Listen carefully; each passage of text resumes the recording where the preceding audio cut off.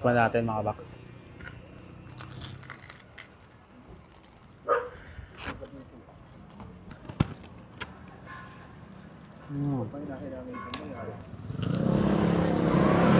From Cavite ay dinayo at sinubukan namin ang nagte-trending sa Longos Malabon na sobrang sulit at affordable na crispy pata. Dahil for as low as 250 pesos ay meron ka ng mabibiling malutong at juicy na crispy pata. At kung bitin ka sa maliit at isa ay nag-o-offer din sila dito ng buy one take one. At eto nga ang pata ni Luis na kamakailan lang din nagbukas pero nakakaubos na nga daw ng humigit kumulang 1 toneladang pata ng baboy. At bukod nga sa crispy pata ay nag-o-offer din sila dito ng crispy sisig at ang pinakabago nilang ino-offer na mabilis din ma-sold out ay ang kanilang buy one take one na inihaw na tuna panga at tuna belly. Sa mga gustong umorder ay masisigurado mong laging fresh at bagong luto ang pagkain na ino-offer nila. Pwedeng for pickup and for delivery. Pwede nyo silang i-message sa kanilang Facebook page at pwede nyo din silang dayuhin sa Block 17 Lot 1 Hasa-Hasa Longos, Malabon. At kahit anong oras ka mag-crave ay open na open sila 24 hours. At dahil luto na nga ang ating in-order, wag na nating patagalin at tara.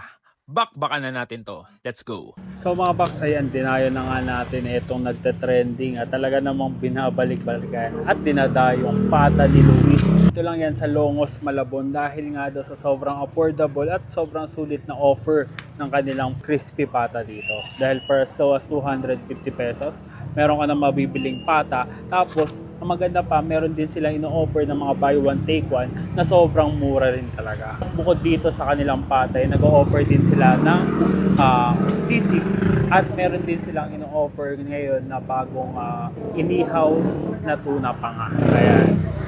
So, grabe. Kahit walang okasyon, makakatikim tayo ng mura at panalong crispy pata. Dito lang yan sa pata ni Luis. Tikman natin ito mga box. Let's go.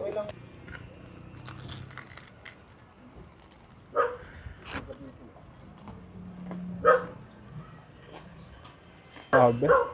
Galig din yung pagkalutong niya.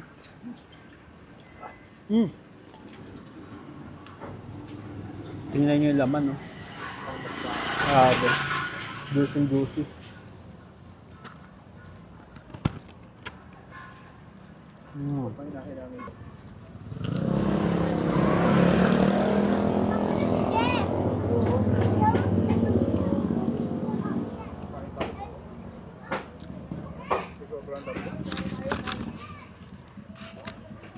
Kasama pa lang sa usawa niya mga box.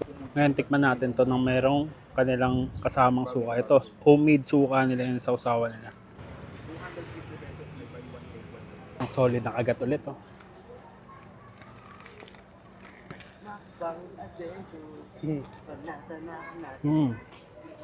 Panalo. Mas masarap pag may suka nga. Sarap ng timpla ng suka nila kahit suka. Kasi ako madalas ginagawa ko yung suka toyo. Pero ito suka nila talaga.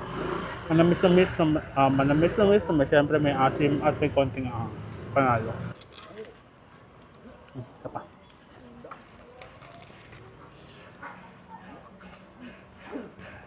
Ganda na pagkakaluto niya.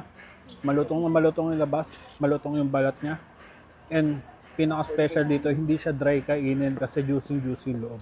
Panalo to. Kung naghahanap kayo ng pulutan, ulam, ayan, kahit walang okasyon, panalo to dahil sobrang affordable at murang-mura talaga. Sobrang sulit. So, paano?